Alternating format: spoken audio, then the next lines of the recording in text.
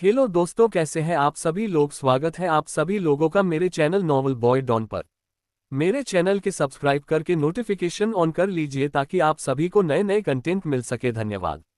तो चलिए आज के एपिसोड को शुरू करते हैं। 166 कौन बनेगा दूल्हा। अभिमान के पिता समीर से मुलाकात करने के बाद शौर्य अपने कमरे में बैठकर अपने कंपनी के सारे कामकाजों को ध्यान से देख रहा था। उसने अपने उत्तराधिकारी के तौर पर आदित्य अग्निहोत्री को चुन लिया था। शौर्य ने तय किया था कि जब वह समरलोक के लिए चला जाएगा तो वह आदित्य और अग्निहोत्री परिवार को अपना बिजनेस सौंप देगा।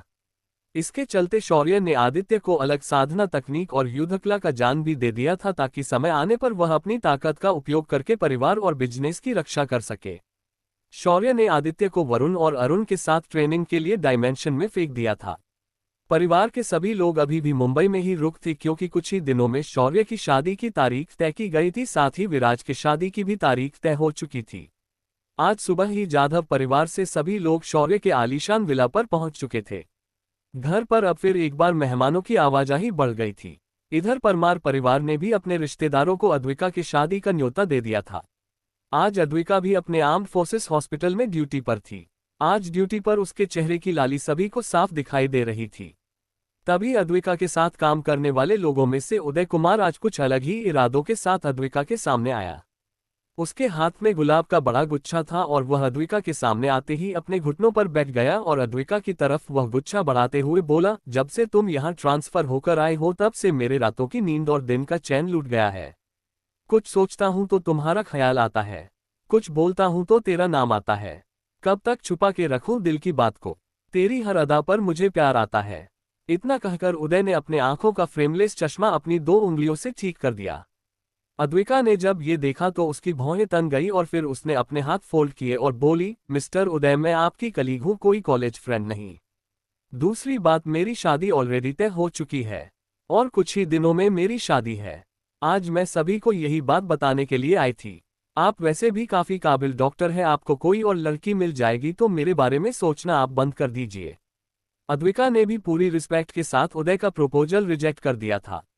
अद्विका की बात सुनकर उदय को मानो कोई सदमा सा लग गया था। उसके हाथ में पकड़ा फूलों का गुच्छा उसके हाथ से कब फिसलकर गिर गया उसे पता भी नहीं चला। कुछ देर ऐसे ही बैठे रहने के बाद जब उदय ने अपने आसपास देखा तो उसको ऐसा लगने लगा कि मानो धरती फैट जाए और वह उसमें समा जाए। लेकिन अगले ही पल उसकी पूरी आभा बदल गई। उसने अपने दांत पीसते हुए अद्विका को गुस्से से देखा और बोला, अद्विका, तुम मेरे साथ ऐसा नहीं कर सकती, मैंने तुमसे सच्चा प्यार किया है। अगर तुम मेरी नहीं हुई तो किसी और की भी नहीं हो सकती। जरा मैं भी देखूं कि तुम्हारा होने वाला पति ऐसी कौन सी तौफ है। मैं देश के सबसे अमीर परिवारों में से एक यादवों के खानदान से हूं। मेरा परिवार देश के उन गिने चुने राजसी परिवारों में से एक है। अगर मैं चाहूं तो कुछ भी कर सकता हूं। मेरे पास टैलेंट है। मैं देश के टॉप 10 एक्सपर्ट सर्जनों में से एक हूं। मेरे पास सब कुछ है। क्या तुम्हारा होने वाला पति मुझसे बेहतर है? ये सुनकर अद्विका को थोड़ा गुस्सा आया और वह थोड़ा चिढ़ा हुए बोली, बात तो ऐसे कर रहे हो जैसे तुमने बहुत बड़ा तीर मार लिया हो। क्या तुमने डॉक्टर होने के अलावा कुछ और किया भी है? कभी दुश्मनों को उनके घर में घुस के मारा भी है? मैं जानती हूं कि तुम जान बचा तो सकते हो, लेकिन क्या तुम मेरे लिए लाशों का अंबार लगा सकते हो? नहीं, ना तो मेरे होने वाले पति से खुद की तुलना करना बंद कर दो। और हाँ, अगर उसे जरा सी भनक भी लग गई कि तूने मुझे प्रोपोज करने के बाद ये सब कहा था तो वो तुझे तेरे पूरे परिवार के साथ खत्म कर देगा। अद्विका की बात उदय के लिए किसी चाटे से कम नहीं थी। उसे अपना अपमान सहन नहीं हुआ और वह वहां से उठकर चला गया। उसके वहां से जाते ही हॉस्पिटल के बाकी लोग भी वहां से चले गए। सभी लोग अभी भी उदय के बारे में सोच रहे थे कि कैसे उदय का प्रपोजल रिजेक्ट हुआ और फिर उस पर अद्विका ने खुद के शादी की बात कैसे बताई। हॉस्पिटल का मैटर खत्म हुआ ही था कि उसे उसके दादाजी का फोन आया। फोन पर वे थोड़ा चिंतित थे। उन्होंने चिंता भरी आवाज में अद्विका को घर बुला लिया था। असल में विक्रम ने शादी के कार्ड्स छपवा कर अपने डिपार्टमेंट के कई लोगों को भेज दिए थे, मगर आज सुबह उनका पुराना दोस्त, भाई और बडी अपने पोते के साथ उनके घर सुबह सुबह आ धमका था और उसने विक्रम के सामने इस शादी को कैंसिल करने की बात रख दी थी। उसे सुनकर अब विक्रम ब्रह्मसंकट में फंस गए थे। वो अपने दोस्त को ना नहीं कह सकते थे और शौर्य से शादी कैंसिल भी नहीं कर सकते थे। अगर ये बात शौर्य तक पहुंची तो शौर्य उनके दोस्त के परिवार को ऐसे गायब कर देगा जैसे वो कभी इस धरती पर थे ही नहीं। विक्रम के इस दोस्त का नाम अनिरुद्ध बत्रा था, जो उन्हीं की तरह एक कर्नल रैंक के अफसर थे, और उनका पोता रोहन बत्रा एक बिजनेस टायकून था। उसके आर्मी के साथ बिजनेस रिलेशन थे। उसकी कंपनी आर्मी को लगने वाले हर तरह के सामान को बनाकर देती थी। रोहन ने ये सब अपने दम पर खड़ा किया था, और इस बात का रोहन को घमंड भी था। कुछ ही देर में अद्विका घर पहुंची। घर पर आते ही दादाजी ने उसे कमरे में ले जाकर सारी बात बता दी। एक तो हॉस्पिटल में आज हुआ तमाशा कम था, जो अब एक और लड़का दूल्हा बनकर उसकी शादी तोड़ने के लिए आया था।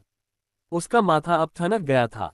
फिर भी उसने अपने दादा को देखकर गुस्सा शांत किया और अपने दादा से प्यार से कहा, दादाजी आप मुझे अच्छे से जानते हैं और मैं अब शौर्य से बेहद प्यार करती हूँ। अगर मेरे रिश्ते के बीच आप क्या खुद भगवान भी आए तो भी मैं शौर्य से ही शादी करूंगी, फिर भले आप अपने दोस्त से अपना रिश्ता ही क्यों ना खराब करें, मुझे उससे कोई फर्क नहीं पड़ता। अद्विका की ये बात सुनकर विक्रम भी एकदम से सहम गए।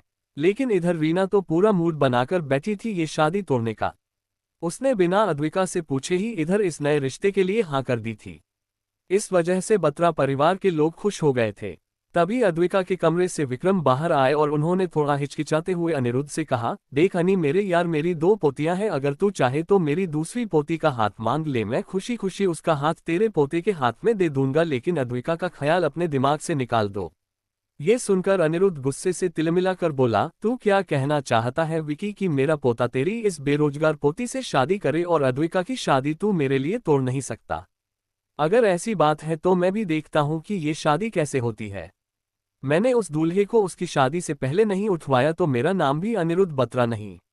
अनिरुद्ध का इतना कहना ही था कि तभी कमरे में से अद्विका बाहर आए। उसके बाहर आते ही पूरे कमरे का तापमान बढ़ गया। अद्विका की आंखें इस वक्त लाल हो गई थी। उसने सीधे चलकर अनिरुद्ध को हवा में उठा लिया और फिर उसकी आंखों में देखकर उसने अपने दांत पीसते हुए कहा, क्या बोला तू अभी? तू मेरे पति को उठवाएगा, वो भी शादी से पहले? पर तू वो दिन देखने के लिए जिंदा रहेगा तो ना? इतना कहकर अद्विका ने अनिरुद्ध के बुरे शरीर में एक जोरदार पंच दे मारा। पंच पड़ते ही अनिरुद्ध एकदम से अकड़ गया। उसकी आंखें बाहर आ गई। उसे अब अपने सामने साक्षात मौत दिख रही थी।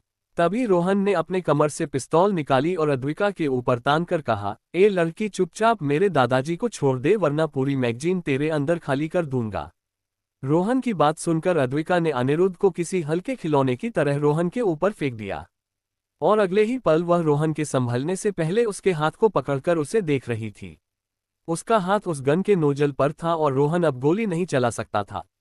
अगले ही पल एक झटके से अद्विका ने पूरी पिस्तौल तोड़कर रख दी। पिस्तौल के पुर्जे जमीन पर गिर गए। अद्विका ने रोहन को कॉलर से पकड़ा और बोली, बहुत शौक है न तुझे बंदूक से खेलने का, तो ये देख इसे असली बंदूक कहते हैं। इतना कहकर उसने अपने स्टोरेज के अंदर से एक पिस्तौल निकाली जो उसे शौर्य ने दी थी। अद्विका ने बंदूक की पूरी नली रोहन के मुंह में दबा दी। रोहन की हवा अब टाइट हो चुकी थी। उसकी आंखें फैल गई थी। वह कुछ भी बोल नहीं पा रहा था। तभी अद्विका आगे बोली, तुझे और तेरे बुड्ढे को मेरे दादाजी ने एक अच्छा ऑप्शन दिया था, पर तेरे दादाजी को तो मुझे बहू बनाने की बड़ी चूल मची थी। अब बोल, क्या तू मुझे संभाल पाएगा? मेरा दिमाग जब भी हटेगा तो मैं लोगों की जान लेती हूँ, क्या तू उसे सहन कर पाएगा? अद्विका का ये रूप देखकर अनिरुद्ध और रोहन के पसीने छूट गए थे। उन्हें जो लड़की एकदम से कमजोर और मासूम लग रही थी वो इतनी सनकी निकलेगी, इस बात का उन्हें बिल्कुल भी अंदाजा नहीं था। अनिरुद्ध ने अपने दोनों हाथ जोड़े और माफी मांगते हुए कहा, हमें माफ कर दो, मैं गलत था। मुझे तुम्हारे दादाजी की बात समझनी चाहिए थी। अनिरुद्ध उसके बाद विक्रम की ओर दया की नजरों से देख रहा था। तभी विक्रम भी अपने होश में आते हुए अद्विका से बोला, अद्विका, उसे अब सब कुछ समझ आ गया है, अब तुम अपना गुस्सा शांत करके अपने कमरे में चली जाओ। विक्रम के इतना कहते ही अद्विका ने अपनी सरसर निगाहों से एक बार बत्रा परिवार के बाकी लोगों को देखा, जिसमें रोहन के माता पिता और बहन भी थी। अद्विका उसके बाद तुरंत अपने कमरे में चली गई। अद्विका के जाते ही विक्रम ने एक गहरी सांस ली और फिर अनिरुद्ध को देखते हुए कहा, अब तुम्हें पता चल कि मैं मेरी पोती की शादी तुम्हारे इस कमजोर चूहे से क्यों नहीं करना चाहता था। उसका गुस्सा और ताकत एकदम अलग लेवल की है। वो अगर तेरे घर की बहू बनती है तो तेरा घर तबाह हो सकता है। ये तो बस एक ट्रेलर था। उसके बाद उन्होंने एक बार सभी बत्रा परिवार के लोगों को देखा और फिर आगे बोले, और हाँ, तू कह रहा था कि तू दूल्हे को उठवा देगा, तो मैं बता दूं कि दूल्हा कोई और नहीं, शौर्य अग्निहोत्री है। वही ब्रिगेडियर जनरल जिसने माउंटेन रेंज को ट्रेनिंग दी है, और वो गीतांजलि कॉरपोरेशन का मालिक है। उसके आगे तेरा ये पिद्दी कहीं भी नहीं टिकेगा। तो अब तू ही बता कि मेरे दूसरी पोती का ऑप्शन कहाँ गलत है। वो एकदम नॉर्मल है, तू चाहे तो अभी भी उसके बारे में सोच सकता है। अनिरुद्ध ने जब ये सुना तो उसे अब एकदम से डर लगने लगा। वो शौर्य को कैसे नहीं जानता था। वो तो बस हुआ ये कि उसने अभी तक शादी के कार्ड को खोलकर देखने की जहमत नहीं ली और आज उसे ये झटका लग गया। रोहन की तो हवाएं उड़ने लगी थी। उसे तो बस उसके चेन्नई के उस दोस्त ने अद्विका की फोटो भेजी थी और शादी तोड़ने के लिए कहा था, मगर उसे ये बिल्कुल नहीं पता था कि वो शौर्य से पंगा लेने जा रहा है। पूरी बत्रा फैमिली अब डर के मारे कांप रही थी। उन्हें अभी भी यकीन नहीं हो रहा था कि वो सब आज शेर की मांद में हाथ डालने के बजाय अपना पूरा सिर देने चले आए थे। पूरे देश में शौर्य का नाम किसी सबसे बड़े विलेन से कम नहीं था। उसके नाम से देश के बड़े से बड़े ऑफिसर बिजनेसमैन डर से कांपने लगते थे। शौर्य का रिकॉर्ड ही खून खरबों से भरा था। उसका असली रिकॉर्ड तो आर्मी वालों को मुंह जुबानी याद हो गया था। उसके सिर्फ नाम से पूरा पाकिस्तान गहरे सदमे में चला जाता था। ऐसे आदमी के सामने रोहन बत्रा की क्या औकात होगी। वहीं दूसरी ओर शौर्य की पहचान से अनजान उदय यादव अपनी ही धुन में अद्विका को उठाने के सपने देख रहा था।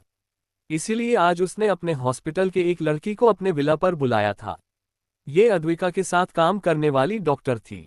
इसका नाम मनाली था। उसे उदय ने आज यहाँ अद्विका को फंसाने के लिए बुलाया था। उदय ने उसे 10 लाख रुपए दिए और उसे सिर्फ इतना करना था कि वो अद्विका को फोन करके उसे किसी बहाने से घर से बाहर बुलाए। बाकी के काम उदय के आदमी करने वाले थे। उदय के कहे मुताबिक मनाली ने अद्विका को फोन लगाकर उसे मिलने के लिए जिद की और उसे आज शाम शादी की शॉपिंग करने के बहाने शहर के सबसे बड़े इंटरसिटी मॉल में बुला लिया। अद्विका ने भी बिना कुछ सोचे समझे अपनी कार निकाली और मॉल के लिए निकल गई। जब अद्विका उसके घर से बाहर निकली, 2 काली गाड़ियां उसका पीछा करने लगी। जब उन्हें लगा कि रास्ता खाली है तो उन्होंने अद्विका की गाड़ी को अपनी गाड़ियों को रास्ते के बीच में रोककर रुकवाया। अद्विका को पहले तो कुछ समझ नहीं आया, लेकिन जब उसने उस गाड़ी से उतरने वाले गुंडों को देखा तो उसे अंदेह हो गया कि ये किडनैपिंग है। अद्विका भी बिना डरे अपनी गाड़ी से बाहर निकली। उन गुंडों ने अद्विका को घेर लिया और उसे बेहोश करने के लिए रुमाल पर दवा छिड़की और उसकी ओर बढ़ गए। जब वह गुंडा अद्विका के पास पहुंचा तो अचानक से अद्विका किसी भूत की तरह उसके सामने से गायब हो गई और अगले ही पल वह दवा से भरा रुमाल उस गुंडे की नाक पर था। उसने जब उस दवा को सूंघा तो कुछ ही सेकंड्स में वह बेहोश होकर नीचे गिर गया। उसके बाद अद्विका ने अपनी जगह बदली और दूसरे गुंडे के पीछे जाकर उसकी दोनों जांघों के बीच जोरदार लात मारी। ये लड़कियों की तकनीक इस्तेमाल करने में अद्विका सबसे ज्यादा एक्सपर्ट थी। उसके अखिलात में उस गुंडे के दोनों पैरों के बीच से खून की धारा बह निकली। उसके उस जगह के अंग अब हमेशा के लिए खराब हो चुके थे। अगले ही पल बाकी गुंडे सतर्क हो गए थे, मगर अद्विका के सामने उनका टिक पाना मुश्किल ही नहीं नामुमकिन था। अद्विका ने उन लोगों को इतनी बेदर्द से मारा कि वो लोग अद्विका के कुछ पूछने से पहले ही सब कुछ बोलने लगे। मैडम, हमें माफ कर दो, हम तो सिर्फ उदय मालिक के ऑर्डर पर ये सब कर रहे थे। उन्होंने आपको बेहोश करके उनके विला पर लाने के लिए कहा था। वो आपके साथ उसके बाद बहुत गलत हरकत करना चाहते थे। अब क्या करेगी अद्विका? क्या अद्विका उदय को सबक सिखा पाएगी? क्या अद्विका उसे माफ कर देगी? शौर्य ये सब घटित होते वक्त कहाँ बिजी था। 167 अद्विका का चंडी स्वरूप समीर गिल की चाल। अद्विका इस वक्त अपने किडनैपर्स के सामने खड़ी थी और उन किडनैपर्स ने उसे सारी हकीकत बता दी थी। अद्विका ने जब ये बात सुनी तो वो गुस्से से आग बबूला हो गई। उसे यकीन नहीं हो रहा था कि उदय उसके साथ ऐसा करने की सोच सकता है। उसने अपनी मुठिया भींच ली, फिर उसके चेहरे पर एक एविल स्माइल आई, बिल्कुल शौर्य की तरह। उसने एक गाना गाते हुए उन गुड को देखा। गलियां रोशन रखना, सारी सारी रातें जगना, आने वाला लौट न जाए, आने वाला लौट न जाए। उसके बाद अद्विका ने अपना हाथ झटक दिया और काले आग की लपटें उसके हाथ से निकलने लगी। उसके बाद उस सुनसान रास्ते पर सिर्फ उन गुंडों की चीखें सुनाई देने लगी, जो कुछ समय बाद अपने आप बंद हो गई। अद्विका ने उन गुंडों के साथ उनकी गाड़ी को भी जला दिया था। उसके बाद वह अपनी गाड़ी में बैठ गई। इस वक्त भी वह वही लाइन दोहरा रही थी। अद्विका का ये रूप बेहद डरावना लग रहा था। दूसरी ओर आज सुबह से समीर गिल बेहद परेशान था। उसने इतनी मिन्नतें करने के बाद भी वह नहीं माना। उसे आज भी वह 20 साल पहले की रात याद आ रही थी जब उसने अपने परिवार की खातिर अपनी पत्नी को त्याग दिया था। असलियत यही थी कि 20 साल पहले अभिमान के मां को बेइज्जत करके खुद समीर ने घर से निकाला था।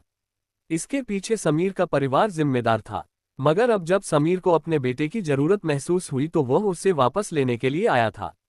अभिमान के मां ने अभिमान से ये सच्चाई छुपा कर रखी थी। उसने अभिमा को सिर्फ ये बताया था कि समीर एक एक्सीडेंट में मारा गया था। समीर उस रात को बार बार याद करके खुद को कोस रहा था। उसे भी अच्छे से मालूम था कि उसकी पत्नी बैक थी, फिर भी उसने ऐसा खेल अपने परिवार के खातिर अपने पत्नी के साथ खेला था।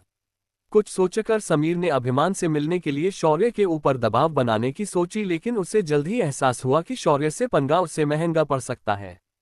इसीलिए उसने शौर्य को इमोशनली ब्लैकमेल करने की सोची और रागिनी और दुष्यंत की कॉन्टैक्ट इन्फॉर्मेशन निकाली। समीर को इतना पता था कि शौर्य अपने माँ बाप से दूर रहता है और उनके बीच के रिश्ते की खटास को वह अच्छे से जानता था। उसने रागिनी और दुष्यंत को फोन करके उन्हें बताया कि वह शौर्य और उनके बीच सुलह करवा सकता है। वह शौर्य को उनसे फिर एक बार मिल सकता है। ये सुनकर दुष्यंत और रागिनी को फिर एक बार उम्मीद की किरण दिखाई दी। वो लोग अब शौर्य को अच्छे से जानते थे कि वह उन्हें अपने सामने देखना तक नहीं चाहता है, पर समीर की वजह से उन्हें एक उम्मीद दिखाई दी। समीर ने उन्हें बताया था कि वह शौर्य के दोस्त का पिता है और शौर्य उनकी बात को बिल्कुल नहीं टाल सकता। इसी वजह से दृश्य भी बिना सोचे समझे मुंबई के लिए रागिनी के साथ निकल गया। वे दोनों भी उसी शाम मुंबई पहुंच चुके थे। इधर अद्विका रात के 9 बजे के आसपास उदय के विला पर पहुंच चुकी थी। उदय ने पूरे विला के अंदर मौजूद सभी लोगों को छुट्टी पर भेज दिया था और अपना कमरा फूलों से सजा दिया था।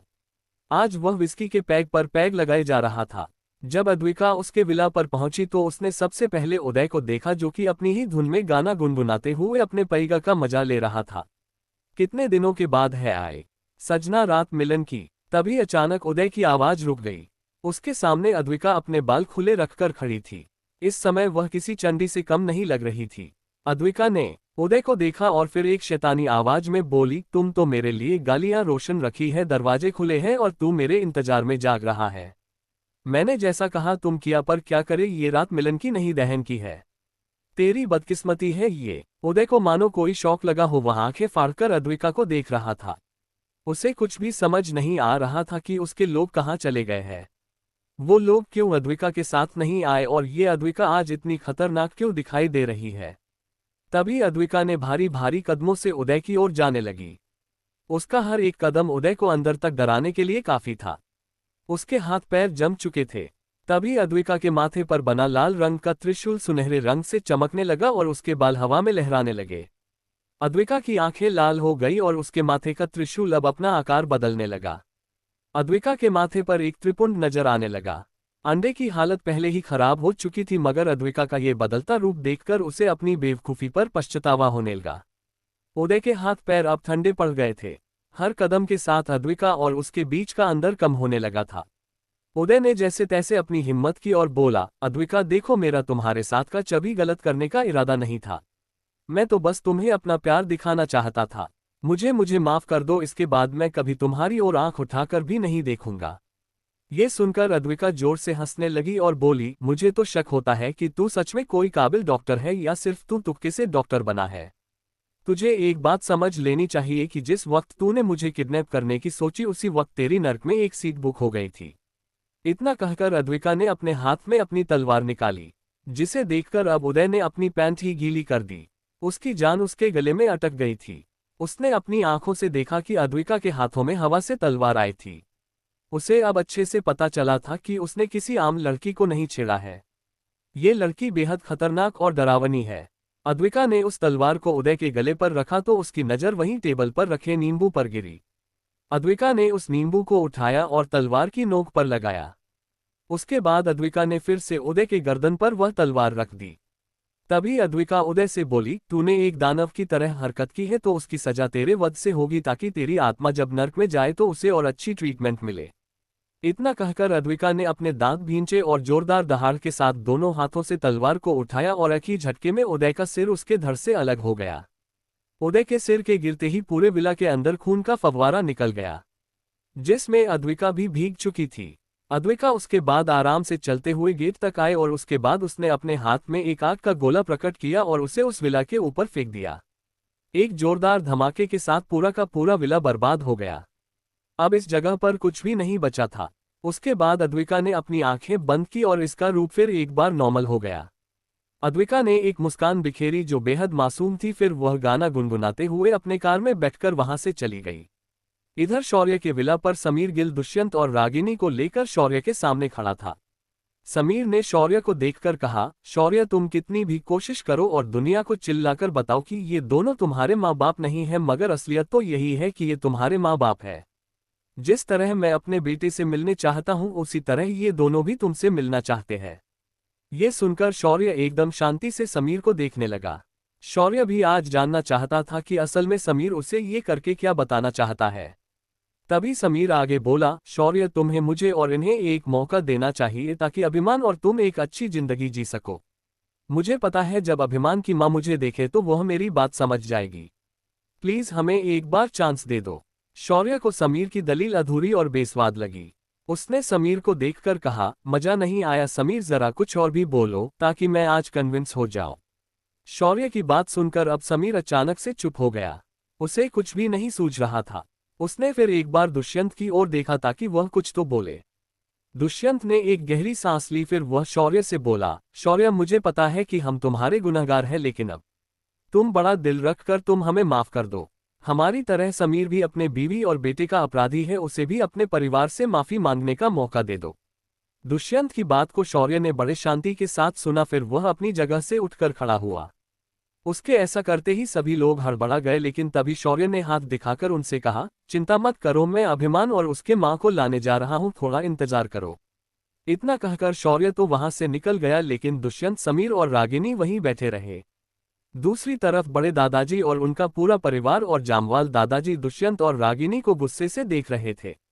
विराज की मां को उन्हें देखकर रहा नहीं गया और उन्होंने एक ताना रागिनी की ओर फेंककर मारा, रागिनी अगर आज भी तुम्हारा बेटा कुछ नहीं कर पाया होता तो क्या तुम उसके लिए इतना गिड़गिड़ाती? नहीं ना, तुमने अपना बेटा उसी दिन खो दिया जिस दिन शौर्य ने समुद्र में छलांग लगाई थी। अब बार बार उसके जिंदगी में आकर उसके पुराने जख्म ताज़ा क्यों करती हो? तुम अब निपुत्रिक औरत हो, इसलिए बेहतर यही होगा कि तुम शौर्य के बिना जिंदा जीने की आदत डालो जैसे पहले तुम सोचती थी। तभी दूसरे नंबर की चाची भी बोली, मैंने इनके जैसे बिहार लोग कभी नहीं देखे। एक ने पैसों के पीछे अपने परिवार को दर दर की ठोकरें खाने के लिए लावारिश की तरह 20 सालों तक छोड़ दिया, तो दूसरे ने अपने ही बेटे को 20 सालों तक अपने ही घर में रखकर उसे कई बार जान से मारने की कोशिश की। लेकिन बेशर्मी की हद तो तब हुई जब ये तीनों आज अपने बेटों से भीख मांगने के लिए यहाँ आए हैं। परिवार के लोगों की बातें उन तीनों को सुई की तरह चुभ रही थी।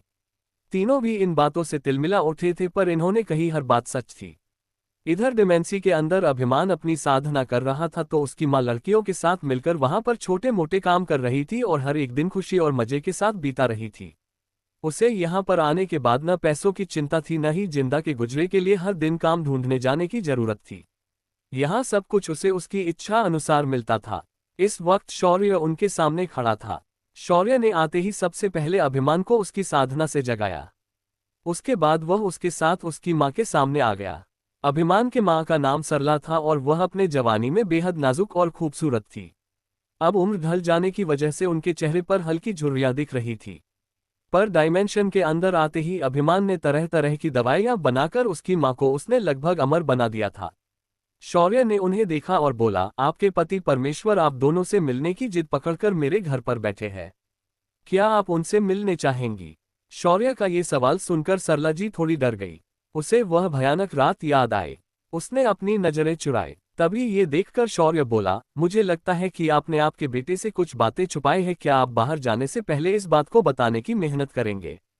शौर्य की बात सुनकर सरला जी ने पहले तो अपनी आंखें इधर उधर घुमाई, पर उसके बाद उन्होंने एक गहरी सांस छोड़ी और बोली, दरअसल मुझे उस घर से मेरे पति ने ही धक्के मारकर बाहर निकाला था। उस वक्त मैं 8 महीने की गर्भवती थी। उन्होंने मुझे घर से बाहर निकालते वक्त एक बार भी मेरे कोख में पल रहे बच्चे के बारे में नहीं सोचा था। इसलिए आज अगर वह मेरे सामने अपना सिर भी काट कर रखे तो मैं उस आदमी को बिल्कुल माफ नहीं कर सकती। उल्टा मैं उसे कहीं जान से ना मार दूं। मुझे पूरी गिल फैमिली से नफरत है। अगर मुझे मौका मिल जाए तो मैं उनका अस्तित्व मिटा दूंगी, पर फिलहाल अब मुझे उनसे मिलने की कोई इच्छा नहीं है।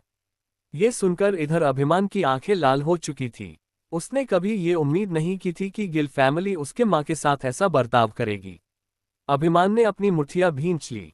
तभी उसे शौर्य को आवाज सुनाई दी, ओ अभिमान, जरा ठंड रखोए, इतना भी ज्यादा तनने की जरूरत नहीं है। अगर तू कहे तो पूरे गिल परिवार का मैं नामो निशान मिटा सकता हूं। पर इस वक्त मैं चाहता हूं कि तुम दोनों उस समीर का चेहरा एक बार देख लो। उसने मेरे साथ भी एक चाल चली है जिसकी सजा भी तो उसे मिलनी बाकी है। शौर्य की बात सुनकर अभिमा और उसकी माँ इस बात पर मान गए। शौर्य ने फिर अपना हाथ घुमा दिया और तीनों अगले ही पल शौर्य के कमरे के अंदर थे। शौर्य उन तीनों को लिविंग रूम में लेकर आ गया। जब समीर ने सरला को देखा तो उसकी आंखें फटी रह गई, क्योंकि सरला आज भी उतनी ही खूबसूरत दिख रही थी जितनी वह अपने जवानी के दिनों में थी। शौर्य ने उन दोनों को समीर के सामने बैठने के लिए कहा। वो दोनों जैसे ही अपनी जगह पर बैठ गए, समीर तुरंत अपने घुटनों पर सरका के सामने आया और बोला, सरला, बीती बातों को भूल जाओ। मुझे पता है कि तुम्हारा दिल बहुत बड़ा है और इसीलिए मैं तुमसे हाथ जोड़कर माफी मांगता हूँ। उसके इतना कहते ही समीर के सीने पर एक जोरदार लात पड़ी और वह उड़कर दरवाजे तक चला गया। घर की औरतों ने अपने मुंह पर हाथ रख लिया। ये लात अभिमान ने समीर को मारी थी। अभिमान ने फिर आगे बढ़कर उसे कॉलर से उठाया और गुस्से से बोला, मुझे यकीन नहीं होता, तूने मेरी माँ को पहले अपने घर से बेइज्जत करके निकाला और आज तू मेरी माँ से माफी की भीख मांग रहा है। तुझे पता है हम माँ बेटों ने हमारी जिंदा किस हालात में काटी है।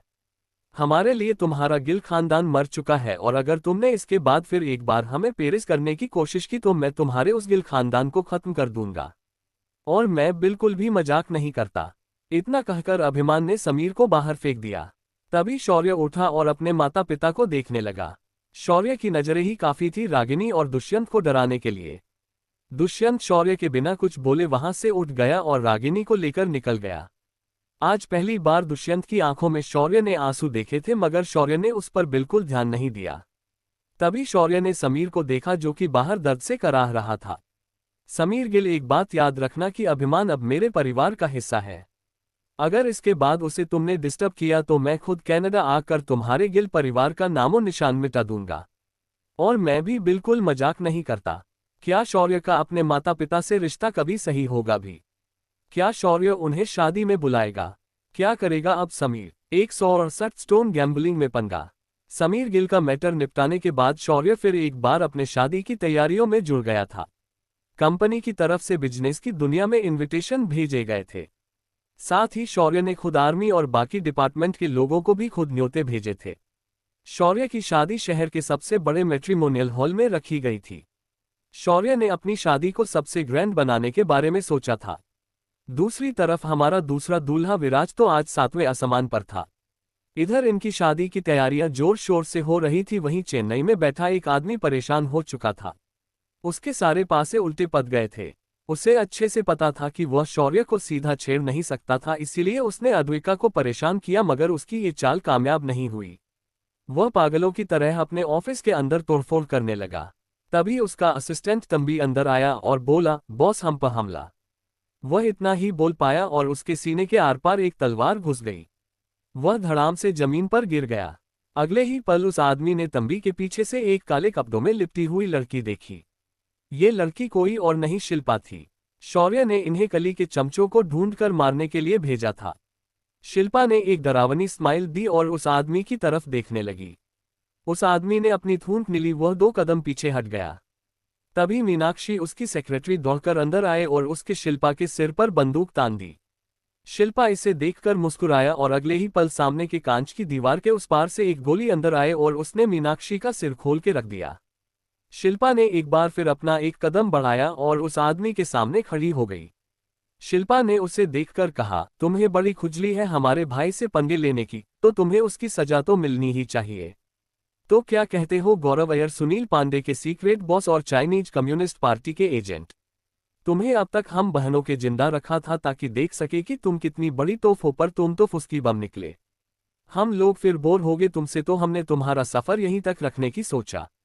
इतना कहकर शिल्पा ने अपने हाथ की 2 उंगलियों को बंदूक की तरह तान दिया। फिर उसके बाद उसने मुंह से बैंग बोला और अगले ही पल गौरव का भेजा खुल गया। शिल्पा उनकी बॉडीज को जलाकर वहां से आराम से निकल गई। उसने बाहर आते ही अपने कान पर हाथ रखा और बोली, भाई, काम हो गया है। हम सब आपकी शादी में आने के लिए निकल रहे हैं। इधर शौर्य अपने कमरे में लैपटॉप पर ये सब कुछ ध्यान से देख रहा था। शौर्य ने मुस्कुराते हुए कहा, तुम्हें मेरी शादी में तो आना ही है, वरना बहनों की रस्म कौन करेगा? इतना कहकर शौर्य ने कान से ब्लूटूथ निकला और कमरे से बाहर आ गया। उसके बाहर आते ही विराज सामने खड़ा था। पीछे अधीर और बाकी के भाई थे। उन्हें देखकर शौर्य हैरानी से देखने लगा। तभी विराज बोला, शौर्य हम आज बैचलर पार्टी करने की सोच रहे हैं और इस बात पर तुम अभिमा और समीर को भी बाहर बुला लो ताकि इस पार्टी में और मजा आए।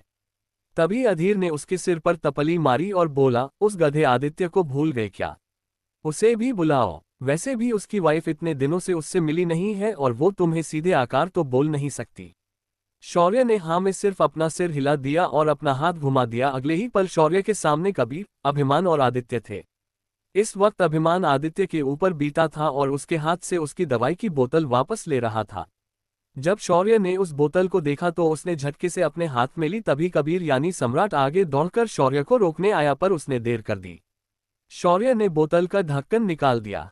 उसके ऐसा करते ही उस बोतल के अंदर से गुलाबी धुआं निकलने लगा, जिसे देखते ही शौर्य ने अपनी सांस बंद की, मगर अधीर और उसके भाइयों को ये मौका नहीं मिला। कुछ ही देर में वहां मौजूद सभी लड़कों को अंदर से एकदम गर्म लगने लगा। उनकी वासना उनके ऊपर हावी होने लगी। ये देखकर शौर्य ने उन्हें अपने अपने कमरे में जाने की सलाह दी। इस वक्त सिर्फ विराज, कबीर, अभिमान और आदित्य ही सेफ थे। शौर्य इस बार अभिमान को घूर कर देखा तो उसने अपना सिर खोजते हुए कहा, ये मैं सिर्फ जांचने के लिए बना रहा था, लेकिन ये आदित्य पागल है। ये मेरी सारी दवाइयां को जंगल के जानवरों पर टेस्ट करने ले जाता है। मैंने उसे समझाया कि ये इस लायक दावा नहीं है, लेकिन ये मेरी बात सुनता कहाँ है। ये सुनकर शौर्य आदित्य को देखते हुए बोला, भाई आदित्य, लगता है आपको भाभी से मिलने की काफी जल्दी है। ठीक है, फिर आप भी भाभी के पास जाओ और उनके साथ कुछ वक्त बिताकर शाम को ठीक 6:30 बजे यहाँ आ जाना। शौर्य की बात सुनकर आदित्य शर्माते हुए वहां से निकल गया। शौर्य ने फिर एक बार बचे हुए लोगों को देखा और उन्हें लेकर वह बाजार निकल आया। अभिमान अब तक 1 हफ्ते से ज्यादा अपनी साधना कर चुका था, साथ ही दवाइयों की वजह से उसने अपनी साधना को सहस्रार चक्र तक पहुंचाया था। दूसरी तरफ कबीर, जो कि सम्राट था, वह भी संत स्तर का साधक बन चुका था। विराज अभी सिर्फ अनाहत चक्र तक पहुंच गया था। वह अपना पूरा समय साधना के लिए दे नहीं पा रहा था। बाहर आते ही शौर्य ने बाजार की दुकानों में जाकर चीजें खरीदनी शुरू की, जो कि उसे शादी में बेहद उपयुक्त थी। तभी शौर्य की नज़र एक सोलर की दुकान पर गई। उसने वहां सौर ऊर्जा पर चलने वाली कई सारी वस्तुओं को देखा तो उसे मालूम हुआ कि उसके डैम के अंदर बिजली की सुविधा नहीं है। इसीलिए उसने ढेर सारे सोलर वस्तुएं खरीदी और उसके बाद वह उन्हें अपने रिंग में रखकर वहां से आगे निकल गया। घूमते घूमते शौर्य और उसके साथी एक बड़ी सी स्टोन गैम्बलिंग शॉप पर पहुंच गए। विराज ने इसे देखा और उसकी आंखें चमक गई। ये इलाका छत्रपति शिवाजी महाराज टर्मिनस के पास में था। उन्होंने स्ट्रीट पर जो भी चीजें मिली उन्हें खरीद लिया था, लेकिन इस वक्त वे लोग जिस दुकान के सामने खड़े थे वहां सिर्फ अमीर में से अमीर लोग ही जा सकते थे। ये स्टोन गैम्बलिंग के शौकीन लोगों के लिए था। यहाँ की एंट्री फीस 10 लाख रुपए थी। शौर्य गेट पर जाते ही अपने कार्ड से 4 लोगों का 40 लाख देकर एंट्री पास बनवाया। अंदर जाते ही शौर्य ने वहां पर कई बूढ़े लोगों को देखा जो स्टोन गैम्बलिंग में अपना नसीब आजमाने आए थे। शौर्य ने अपने दिव्य दृष्टि से उन पत्थरों को देखा और वह तुरंत समझ गया कि यहाँ मौजूद 75% पत्थर खाली थे और सिर्फ 25% पत्थर यहाँ स्टोन के साथ थे। तभी उन चारों ने देखा कि गैम्बलिंग हाउस के गार्ड्स एक लड़की और लड़के को घेर के खड़े थे। उन गार्ड्स के साथ उस गैम्बलिंग हाउस का मैनेजर भी था। उसने अपने सामने खड़े लड़के से कहा, ए लड़के, हमें पता कि तुम्हें मिला हुआ इंपीरियल जेड हमारी प्रॉपर्टी है, तो बेहतर यही होगा कि तुम हमें वह पत्थर वापस दे दो, वरना इसका अंजाम बहुत बुरा होगा। ये गैम्बलिंग हाउस हमारे बॉस का है। तभी उस लड़के ने अपने साथ आई लड़की को खुद के पीछे लिया और उस मैनेजर के आंखों में देखकर बोला, बड़े अजीब लोग हो तुम, मैंने इतने सारे पैसे देकर उस पत्थर को खरीदा। उस वक्त तुम्हारे सेल्समैन ने तो हंसी खुशी ये पत्थर हमें दे दिए थे और अब उसके अंदर से कोई कीमती पत्थर निकल गया तो अब हमसे तुम इसे वापस मांग रहे हो। ये सरासर गलत बात है। उस लड़के की बात सुनकर वह गंजा मैनेजर अपने टकले पर हाथ घुमाते हुए बोला, देख लड़के, हमारी दुकान का एक उसूल है, जब तक वह पत्थर खाली होता है वह कस्टमर का पत्थर होता है, लेकिन अगर उसके अंदर कोई बेशकीमती रत्न या स्टोन निकलता है वह हमारा हो जाता है। शौर्य और उसके साथी उस मैनेजर की ये सारी बातें सुन रहे थे। शौर्य ने सभी को देखा और बोला, भाई लोग, आज इसे बर्बाद करने का दिन आ गया है। इसे आज हम धर्म और अधर्म का फर्क कैसे होता है ये साफ साफ समझा देंगे। अपनी दिव्य दृष्टि का उपयोग करो और सारे पत्थर खरीद लो जिनके अंदर तुम्हें स्टोन दिखे, उसके लिए जो कीमत लगे वो लगा लो। शौर्य की बात सुनकर उसके साथी तुरंत अपने काम पर लग गए। इधर मैनेजर की बहस चल ही रही थी, तब तक शौर्य और उसके साथी सारे पत्थर खरीद चुके थे जिनके अंदर स्टोन थे। काउंटर पर आते ही उन चारों में पत्थरों को खोलने की बजाय उन्हें ऐसे ही घर ले जाने की मांग की, मगर रिसेप्शनिस्ट ने ऐसा करने से मना किया। तभी शौर्य ने उनके पत्थरों के अंदर से 3 पत्थर निकाले और उन्हें काटने के लिए उस जगह लेकर गया जहां ये मैनेजर उस लड़के के साथ अब भी बहस कर रहा था। अब मामला हाथापाई पर आ गया था। तभी शौर्य उनके बीच कूद गया और मैनेजर से देखकर कहा, ए टकले इधर आ, ये सारे स्टोन मैंने सेलेक्ट किए हैं, इन्हें संभल कर मेरे घर पर पहुंचा दे और यहाँ फालतू में बाकी कस्टमर्स का मूड खराब मत कर और तुम दोनों अपने पठार के साथ जा सकते हो, ये टकला तुम्हारा कुछ भी नहीं उखाड़ सकता। शौर्य की मैनेजर को टकला कहने की बात सभी को हंसाने के लिए काफी थी और इसी वजह से वहां मौजूद सभी लोग खिलखिलाकर हंसने लगे। मैनेजर जैसे ही दांत पीसते हुए शेर की तरफ बढ़ा तभी विराज बीच में आया और उसने उस टकले की तपली बजाए और बोला, ओ टकले तू वहां कहाँ जा रहा है? ये ले ये मेरे पत्थर, इन्हें भी पैक करके हमारे एड्रेस पर भेज। ये सुनकर अब मैनेजर की आंखें लाल हो गई थी और उसके कान पर भी हल्का लाल रंग दिखने लगा था। इससे ये साफ पता चल रहा था कि उसे बेहद गुस्सा आ रहा है। वो आगे बढ़कर शौर्य को कुछ बोलता उसके पहले ही उसे एक और आवाज सुनाई दी, अरे ओ उजड़े चमन कहाँ जा रहा है? तू टकला है, इसका मतलब तू खुद को क्या गांधी जी समझने लगा है? यहाँ लोगों से गप्पे लड़ाने का काम ना करो और मेरा काम करो। ये आवाज अभिमान की थी। उसकी बात सुनकर अब मैनेजर का पारा हाई हो चुका था। इधर वह लड़का और लड़की अपने कीमती पत्थर लेकर उस मॉल से बाहर निकल गए। शौर्य ने उसके बाद अपने सिलेक्ट किए हुए सारे पत्थर उनके सामने रखे। तभी कबीर ने भी एक छोटी ट्रॉली भरकर कई सारे पत्थर लाए थे। जब कबीर ने इस गंजे को देखा तो वह मुस्कुराते हुए बोला, अरे केशव तू अब क्या सबका मुंह देख रहा है? तू सिर्फ इतना ही करेगा कि हमें सर्विस भी तू देगा? ये सुनकर उस मैनेजर की आंखें अब बेहद डरावनी लगने लगी और वह चिल्लाकर बोला, मेरा नाम नकुल है और यहाँ कई स्टाफ है जो इन बातों को देखने के लिए अपॉइंट किए गए हैं, तो कृपया उनसे संपर्क करें और मुझे गंजा टकला कहने बंद करो। तभी शौर्य चौंकने की एक्टिंग करते हुए कहता है, ओह हमें माफ कर दीजिए मिस्टर नकुल, मैंने आपको अपने टकले पर हाथ फेरते हुए देखा तो मुझे लगा आपको अपने गंजे होने पर नाज होगा, तो मैंने आपको टकला कहा। लेकिन आप गंजे हैं पर हैंडसम है, मुझे आपका ये स्टाइल पसंद आया। अब एक काम करो, मेरे सारे पत्थर काट कर दे दो। पहले तो नकुल शौर्य की बात सुनकर खुश हुआ पर उसकी आखिरी लाइन उसे अच्छी नहीं लगी। शौर्य ने उसे फिर एक बार काम लगाया था, वो भी उसे बताने के बावजूद। तभी विराज आगे आया और बोला, सुन बे ओ गंजे, तुमने आज क्या फूंक रखा है जो तुझे हम दिखाई नहीं दे रहे? जल्दी से मेरे पत्थर काट वरना तेरा वो हाल करूंगा कि तेरी 7 पुश्तें भी तुझे पहचान नहीं पाएगी। तभी अभिम आगे आया और बोला, अबे ओ चपल गंजू, मेरे पत्थरों को पहले काट, हमें आगे भी और जगहों पर जाना है।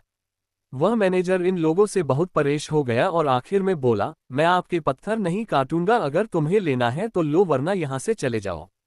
तभी उन चारों ने एक साथ कहा, ठीक है, फिर हम इसे लेकर जाते हैं। इतना कहते ही चारों वहां से हवा में गायब हो गए और उनके साथ उनके पठार भी गायब हो गए। वहां मौजूद लोगों की आंखें फटी की फटी रह गई। सबने अपने आंखों को कई बार रगड़ा मगर अब उन्हें वो 4 लड़के नजर नहीं आए। इन चारों ने सारे के सारे पत्थर वहां से उठा लिए थे। अब दुकान में बचे सारे पत्थर सिर्फ पत्थर थे, उनके अंदर अब कुछ भी नहीं बचा था। दूसर और वो चारों उस दुकान के बाहर आ गए और फिर शौर्य ने पत्थर करने वाला चाकू निकाला और रास्ते पर खड़े रहकर आने जाने वाले सभी लोगों के सामने उन पत्थरों को करने लगा। पत्थरों को करते ही उनके अंदर से कई सारे दुर्लभ जेड और रत्न निकलने लगे। देखते ही देखते इसे देखने लिए वहां भीड़ लग गई। तभी अभिमान ने वहां खड़े लोगों को बुलाकर इन कीमती पत्थरों का ऑक्शन शुरू किया। शौर्य ने जितने पैसे लगाए थे उतने पैसों में तो सिर्फ उसका एक हरे जड़े को बेचा गया। धीरे धीरे उस स्टोन गैम्बलिंग हाउस के अंदर के लोग भी बाहर आ गए। वो लोग इन चारों को अच्छे से जानते थे। उन्होंने भी इन कीमती पत्थरों को इनके हाथों से खरीदना ठीक समझा। कुछ ही देर में शौर्य ने रास्ते के किनारे खड़े रहकर करोड़ों रुपए कमाए। जब मैनेजर को ये बात पता चली तो वह अपने आदमियों के साथ वहां पहुंचा पर अब तक सारे निकले गए स्टोन बिक चुके थे। तभी शौर्य सभी को देखते हुए बोला, भाइयों और बहनों, एक बात याद रखना कि इस स्टोन गैम्बलिंग हाउस से कुछ मत खरीदना क्योंकि उनके पास बच्चे सारे पत्थर नकली और खोखले हैं। इसीलिए अपनी खुद की रिस्क पर इन लोगों की दुकान से पठार खरीदना। ये लोग आपको रोककर आपका निकला हुआ पठार हड़प जाते हैं और मैं इस बात से पेरिस हो चुका हूं, तो प्लीज इनके दुकान से दूर रहिए। शोर की ये बातें सुनकर अब मैनेजर शौर्य को मारने का आदेश अपने गुंडों से देता है, पर उसके गुंडे अपनी जगह से हिल भी पाते उसके पहले ही कबीर ने एक झटके के साथ उन सभी गुंडों के हाथ और पैर तोड़ दिए थे। सारे गुंडे अब जमीन पर गिरे चीख रहे थे। इधर ये सब हो रहा था, वहीं वह लड़की और उसका साथी लड़का इन्हें अजीब नजरों से उन्हें ऐसा करते हुए देख रहे थे। ये खाकर रहे हैं शौर्य और उसके साथी। क्या मैनेजर इन चारों को छोड़ेगा भी? क्या शौर्य ने इनसे पंगा लेकर की है कुछ बड़ी गड़बड़? 169 मस्तान की मस्ती। मुंबई के आलीशान स्टोन गैम्बलिंग के शोरूम के सामने भरी दोपहर शौर्य ने उनकी दुकान से चुन चुनकर पत्थर खरीद लिए थे और अब वह उन खरीदे पत्थरों को सड़क के किनारे खड़े होकर काटकर बेच चुका था। रस्ते का माल सस्ते में, इस नियम पर शौर्य ने बोली लगवाकर अपने सारे पत्थर बेच दिए थे। जब ये बात उस गंजे मैनेजर को पता चली तो वह बौखला गया और शौर्य और उसके साथियों को पीटने के लिए अपने गुंडों को भेज देता है, लेकिन कबीर उनके कुछ समझने से पहले ही उन्हें अधमरा करके छोड़ देता है। ये देख मैनेजर अब थोड़ा डर जाता है, पर फिर भी अकड़ के कहता, देख बच्चे, मैं तुम्हें अभी भी संभालने का मौका देता हूँ। चुपचाप सारे पैसे यहाँ रख और यहाँ से निकल जा, वरना मस्तान के आदमियों से पंगा लेना तुझे बड़ा महंगा पड़ सकता है। शौर्य उसे ताना मारते हुए कहता है, अच्छा अबे टकले, तू जब दिन दहाड़े अपने कस्टमर से स्टोन छीनता है तब तुझे सब कुछ सही लगता है। और हाँ, मैंने तेरी दुकान से ये पत्थर खरीदे हैं, वो भी पैसे देकर, और ये रही उसकी रसीद। तुझ में इतना ही दम है तो जा पुलिस को बुलाकर मैं भी देखूं कि तेरा ये मस्तान मेरा क्या उखाड़ सकता है। शौर्य की अपने लिए ऐसी अपमानजनक भाषा को सुनकर मैनेजर पागल हो जाता है और वह अपना फोन निकालकर किसी को कॉल करके कहता है, भाईजान यहाँ हमारे गैम्बलिंग हाउस पर एक पंगा हुआ है, आप जल्दी यहाँ आ जाए। इतना कहकर मैनेजर दूसरी ओर की बात सुनने के बाद फोन रख देता है। उसके बाद वह शौर्य को देखकर कहता है, बच्चे, इस इलाके को भिंडी बाजार कहते हैं और यहाँ आज भी मस्तान परिवार का राज चलता है। यहाँ कोई पुलिस नहीं आती है पंगे निपटाने के लिए, यहाँ सिर्फ मस्तान भाई आते हैं।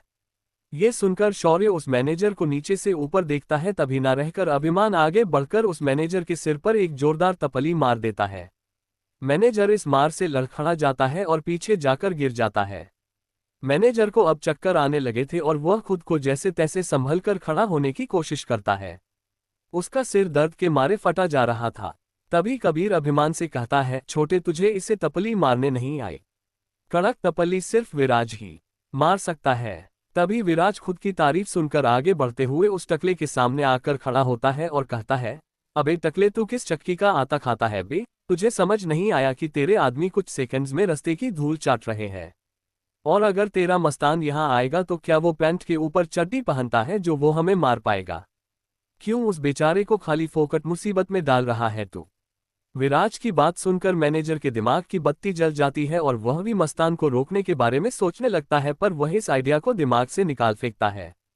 कुछ देर और इंतजार करने के बाद सभी के सामने एक विंटेज एम्बेसडर कार आकर रुक जाती है, जिसके अंदर से एक 45-50 साल का आदमी निकलकर आता है। उसने नेहरू शर्ट और सिर पर टोपी पहनी थी। उसके हाथ में पुराने जमाने का पाइप था जिसे वह पी रहा था।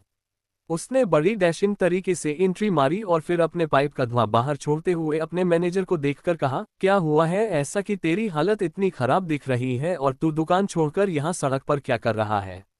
मैनेजर धड़पड़ते हुए खड़ा हो जाता है और फिर उस आदमी के सामने झुकते हुए कहता है, भाईजान, ये लड़के हमारे दुकान से माल खरीदकर उसे बाहर लाकर काटकर उन पत्थरों से निकले स्टोन्स को बेच रहे थे।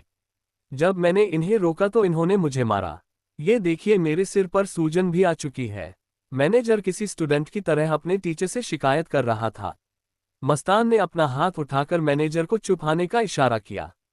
उसके बाद वह शौर्य और उसके साथियों की तरफ देखकर बोलने लगा, बच्चों, तुम अभी जवान हो, तुमने अभी दुनिया नहीं देखी। बेहतर होगा कि तुम अपने सारे पैसे यहाँ छोड़कर चुपचाप निकल जाओ, वरना इसका अंजाम बहुत बुरा होगा। ये सुनकर विराज ने अपनी हाथ की कमीज पीछे खिसकाए और मस्तान के सामने आया। फिर उसके बाद उसने मस्तान को एक झापड़ खींचकर लगा दिया। वहां मौजूद किसी ने भी विराज से ऐसी उम्मीद नहीं की थी। ये थप्पड़ पूरे मस्तान परिवार के गालों पर था। मस्तान जिसे अभी थप्पड़ पड़ा था, उसका सिर एक तरफ मुड़ चुका था और उसके मुंह से उसके बगल के दांत निकल चुके थे। उसके मुंह से खून निकलने लगा था। मस्तान अपना एक गाल पकड़कर मुड़कर विराज को खा जाने वाली नजरों से देखने लगा, पर वह कुछ भी बोल नहीं पाया। तभी विराज के पीछे से शौर्य की आवाज आए, अरे ओ चाचा, तेरी अकड़ अब निकल गई हो तो ध्यान से सुन। तेरी दुकान के लोग जानबूझकर लोगों को दिनदहाड़े लूटते हैं, तो मैंने उन्हें सबक सिखाने के लिए ऐसा किया, मगर मुझे उम्मीद नहीं थी कि तू खुद भी ऐसा ही निकलेगा। लगता है पूरी जड़ ही खराब हो चुकी है, तो फल तो खट्टे होंगे ही।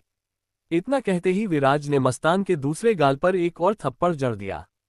उसके बाद विराज ने मस्तान के दोनों गालों को उसके हाथों से जकड़कर कहा, तू खुद को क्या समझता है? तू क्या कोई बादशाह है क्या इस मुंबई का, जो तेरे इस गली में पुलिस भी नहीं आ सकती? तो ठीक है, आज हम तुझे यहीं ठोक देते हैं, फिर भी पुलिस तुझे न्याय देने के लिए नहीं आएगी क्या? विराज की बात सुनकर मस्तान की आंखें बड़ी हो गई, क्योंकि इस वक्त विराज ने उसके माथे पर गन रखी थी। तभी अचानक वहां गली के अंदर कई सारी गाड़ियां आ गई और उनके अंदर से कई सारे पठानी पहने लंबी दाढ़ी वाले हटे कट्टे आदमी बाहर निकलकर खड़े हो गए। उन्हें देखकर गली के सारे दुकानदार अपनी दुकान के अंदर चले गए। तभी इन लोगों ने अपनी बंदूकें निकली और शौर्य और उसके साथियों पर तान दी। उनमें से एक आदमी आगे आते हुए बोला, चुपचाप मस्तान भाई को छोड़ दो, वरना हम तुम्हें गोलियों से भून देंगे। ये सुनकर कबीर, जो इतनी देर से शांत था, उसने अपनी जादुई तलवार निकाली और उन्हें देखकर बोला, क्या तुम सच में इस बुड्ढे के लिए मरना चाहते हो? क्योंकि एक बार तुमने अगर गोली चला दी तो तुम्हारा मरना तय है। अगर तुम्हें अपने जान की जरा भी परवाह है तो यहां से निकल जाओ, वरना यहां से सिर्फ तुम्हारी लाशें जाएगी। कबीर की बात सुनकर और उसके हाथ की तलवार को देखकर वहां पर आए हुए सारे लोग अब डर गए थे। कई आदमियों ने अपने कदम पीछे लिए और वहां से निकलने की सोचना लगे, पर फिर भी कुछ बेवकूफ थे जिन्हें इस बात से डर नहीं लगा। लेकिन जैसे ही उन लोगों में से एक लड़के ने गोली चला दी, अगले ही पल उसी लड़के के सिर में छेद हो गया था, क्योंकि उस गोली को कबीर ने उसी के ऊपर वापस मुड़कर घुमा दिया था। उस लड़के का बेजान शरीर जमीन पर धड़ाम की आवाज के साथ गिर गया। इस आवाज के साथ ही सभी लोग तुरंत तेजी से पीछे हट गए। इस बार सभी की आंखों में खौफ साफ दिखाई दे रहा था।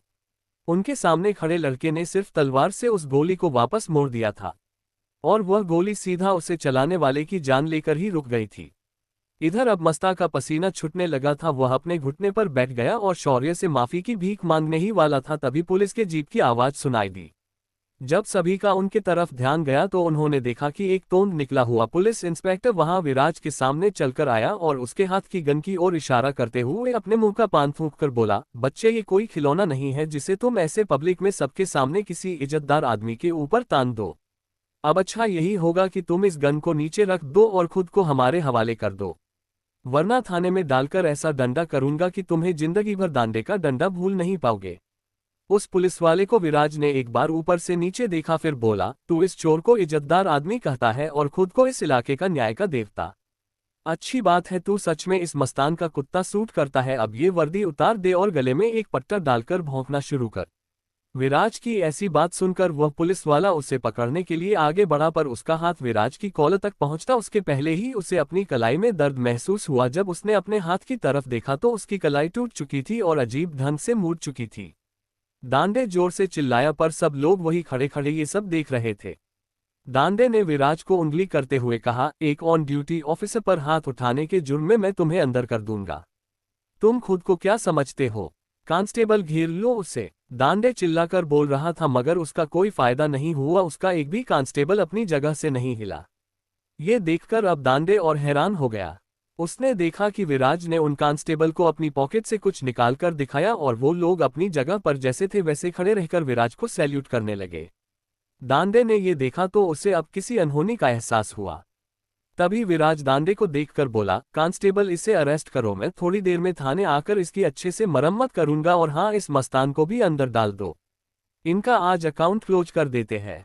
कांस्टेबल आगे आए और उन्होंने दांडे को हथकड़ी पहना दी। उसके बाद मस्त और उसके मान को भी गाड़ी में डाल दिया और लेकर जाने लगे।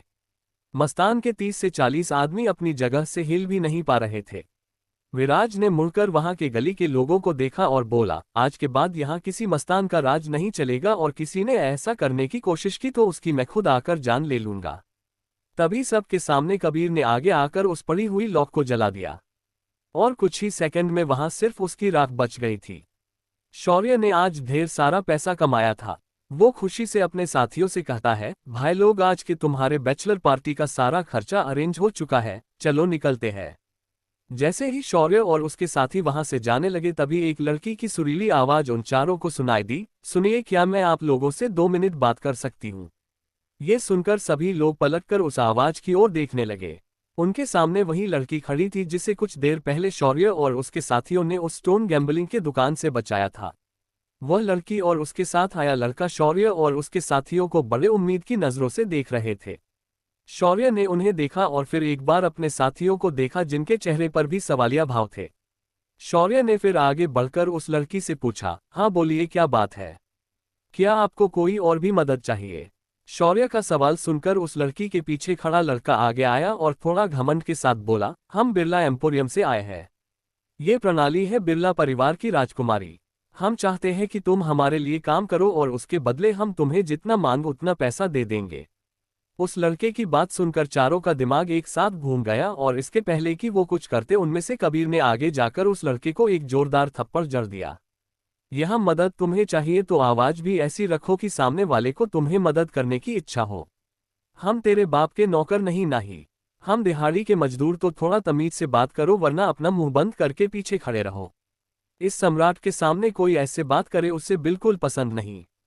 कबीर की बात सुनकर वह लड़का सहम गया और उस लड़की के पीछे छुप गया। उसे अच्छे से पता था कि ये लोग कितने खतरनाक हैं। इन्होंने अभी अभी एक आदमी को उसकी गोली से मारा था और फिर उसकी लाश को रख में बदल दिया था। ऐसे लोगों के साथ पंगा, वो क्या उसकी साथ पुष्टि भी पंगा नहीं ले सकती थी। तभी बात को संभालते हुए वह लड़का आगे आए और बोली, मेरे साथी कविश के इस बर्ताव के लिए मैं आपसे माफी मांगती हूँ। दरअसल हमें आपकी मदद कुछ पत्थरों को जांचने के लिए चाहिए थी। हमारा घर यहीं पास में ही है। आप हमारे साथ चलिए और उन पत्थरों को जांचकर हमें उनके अंदर मौजूद रत्नों के बारे में बता दीजिए। इसके बदले मैं आपको उन पत्थरों की कीमत का 10% दे दूंगी। इस वक्त सभी ध्यान से इस ऑफर के बारे में सोचने लगे थे, मगर हमारे अभिमान का ध्यान तो उस लड़की पर टिका हुआ था। तभी शौर्य ने अपना मुंह बनाया और उस लड़की को ना कहने ही वाला था कि तभी अभिमान तुरंत बोल पड़ा, हाँ जरूर, हम तुम्हारी जरूर मदद करेंगे। ये सुनकर शौर्य, विराज और कबीर अभी को ऐसे देखने लगे जैसे वे उसे कच्चा चबा जाएंगे। लेकिन इस वक्त अभिमान उस लड़की की खूबसूरती का शिकार हो चुका था। उस लड़की की खूबसूरती एकदम अलग लेवल पर थी।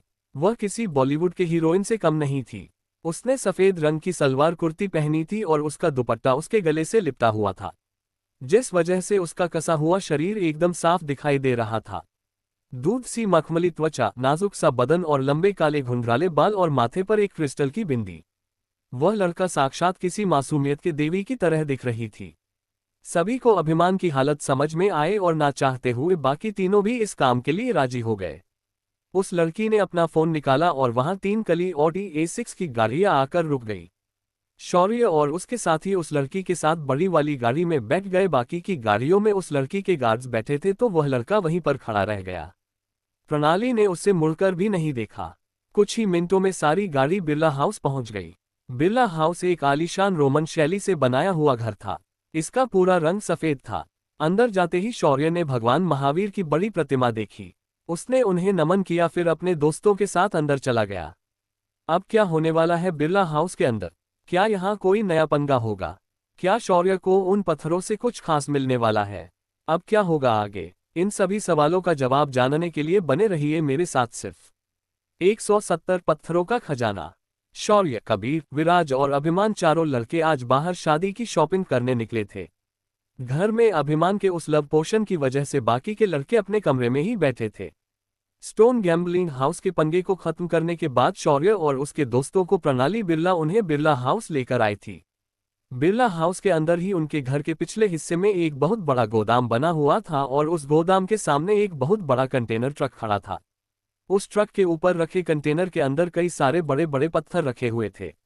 उसी कंटेनर के सामने बिरला परिवार के मुखिया रायचंद बिरला कई स्टोन एक्सपर्ट्स के साथ उन पत्थरों की बारीकी से जांच करवा रहे थे।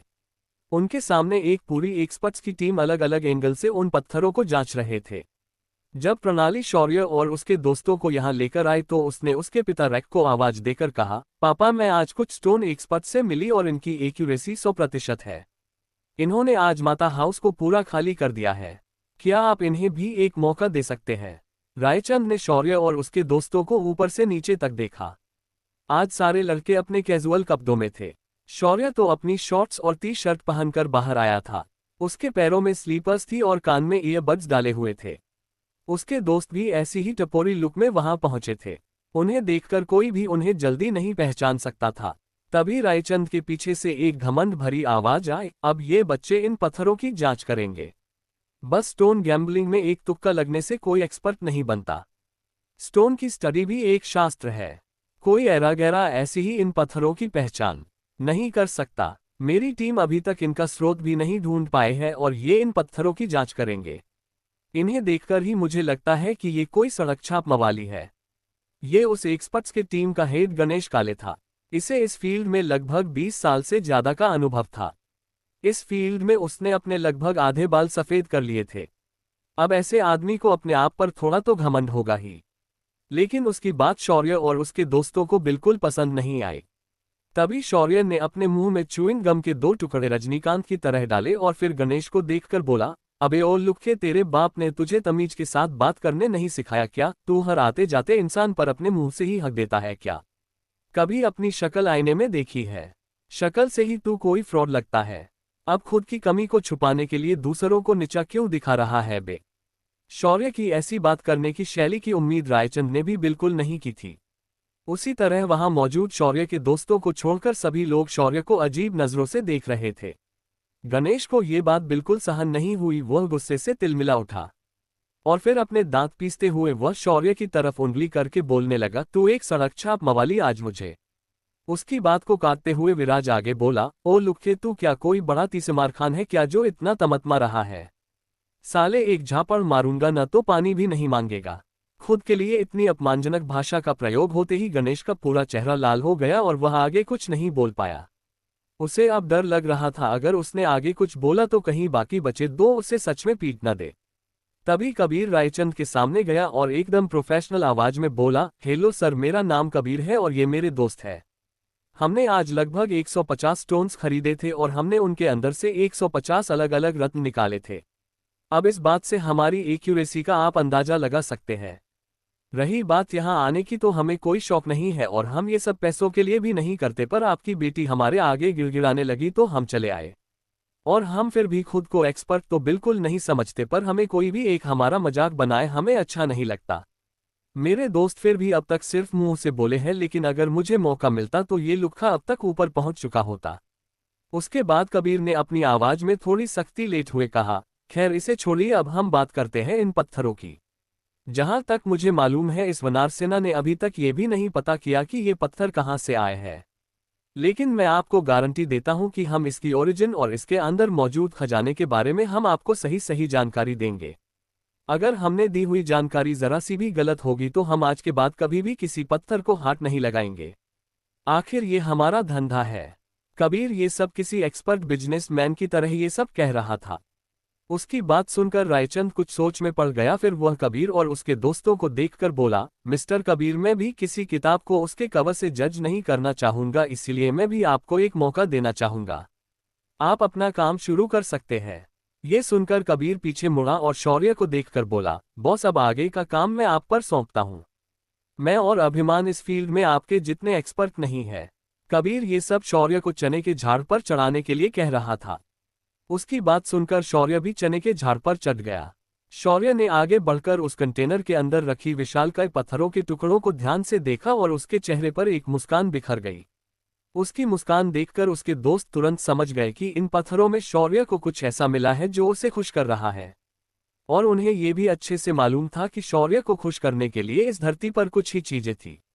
शौर्य ने सबसे पहले आगे बढ़कर पहली शीला को निकाला और फिर उसे किसी एकदम हल्की वस्तु की तरह जमीन पर रख दिया। इसे देखकर वहां मौजूद हर कोई हक्का बक्का रह गया, क्योंकि इस पत्थर का वजन 500 किलो से भी ज्यादा था। पत्थर को नीचे रखते ही शौर्य ने अपने पॉकेट में हाथ डाला और एक जादुई खंजर निकाला। उसने उस खंजर को पठार की सतह पर रखकर हल्का अंदर दबा दिया। वह खंजर उस पत्थर के अंदर किसी एकदम नर्म चीज में जिस तरह से धंसता है वैसे धंस गया। शौर्य ने उस पत्थर पर अपना अंगूठी वाला हाथ रखा और उसके अंदर मौजूद तरल को पाने स्टोरेज रिंग में मौजूद बोतलों में भरना शुरू किया। ये कॉस्मिक लिक्विड था जो बहुत ज्यादा मात्रा में था। शौर्य ने लगभग 100 बोतल तरल उस पठार के अंदर से निकाला। इसे दूर खड़े रहकर सिर्फ उसके दोस्त देख सकते थे, मगर बाकी लोगों को सिर्फ ये लग रहा था कि शौर्य उस छेद के ऊपर हाथ रखकर उसकी जांच कर रहा था। जब उस पत्थर के अंदर मौजूद सारा तरल खत्म हो गया, शौर्य ने अपने खंजर को उस पठार के बीच से ऊपर की ओर चला दिया। उसके ऐसा करते ही वह पत्थर 2 भागों में बंट गया। जब सबके सामने वह पत्थर खुल गया, उन्हें उसके अंदर से एक बड़ा 7 रंग का क्रिस्टल दिखाई देने लगा। उस क्रिस्टल को रायचंद ने नजदीक जाकर देखा, पर वह उसे पहचान नहीं पाया। तभी कबीर वहां पर आकर बोला, इसे कॉस्मिक स्टोन कहते हैं। इसका आम लोग अपनी शरीर के अस्थियों को मजबूत करने के लिए कर सकते हैं। ये हीरे से ज्यादा कठिन होता है और इसे काटना और तराशना आसान नहीं होता। अगर आपके पास इसे काटने के सही औजार ना हो तो आप इसे नहीं काट सकते। कबीर अपनी बात को समझा रहा था, तभी शौर्य ने अपने खंजर को पकड़ा और उस क्रिस्टल को पत्थर के अंदर से अलग करते हुए रायचंद से बोला, मिस्टर रायचंद, आप इसका उपयोग करके गहने बना सकते हो और मैं आपको इसे काटकर तराश कर दे सकता हूं, पर मैं इस बात पर आपसे इन बड़े पत्थरों में से एक पूरा पत्थर लेना चाहूंगा। शौर्य की बात सुनकर रायचंद थोड़े सोच में पड़ गए। तभी कबीर बोला, इस क्रिस्टल से बने गहने उसे धारण करने वाले के शरीर के हड्डियों को धीरे धीरे मजबूत करते हैं, साथ ही उस व्यक्ति के शरीर को भी किसी पत्थर की तरह ये मजबूती दे सकता है। ये सुनकर रायचंद अविश्वास से बोले, क्या तुम्हारे पास इसका कोई प्रमाण है? ये सुनकर शौर्य उनके पीछे से बोला, है ना, मेरे पास इस बात का प्रमाण है, आप इसे ध्यान से देखिए। इतना कहकर शौर्य ने रायचंद को एक डेमो दिखाया। शौर्य ने उस क्रिस्टल का एक टुकड़ा निकाला और उसे प्रणाली के हाथ पर रखा। फिर उसके बाद शौर्य ने पास की हथौड़ी उठाई और प्रणाली के उसी हथेली पर जोर से मारी जिस हाथ में उसने वह क्रिस्टल पकड़ा था। शौर्य के ऐसा करते ही सभी लोगों ने अपनी आंखें बंद की, पर कुछ सेकंड बाद भी उन्हें चीख की आवाज सुनाई नहीं दी तो उन्होंने प्रणाली को देखा, जो बिल्कुल ज्यों का त्यों खड़ी थी। शौर्य फिर रायचंद को देखकर बोला, ये कोई आम क्रिस्टल नहीं है।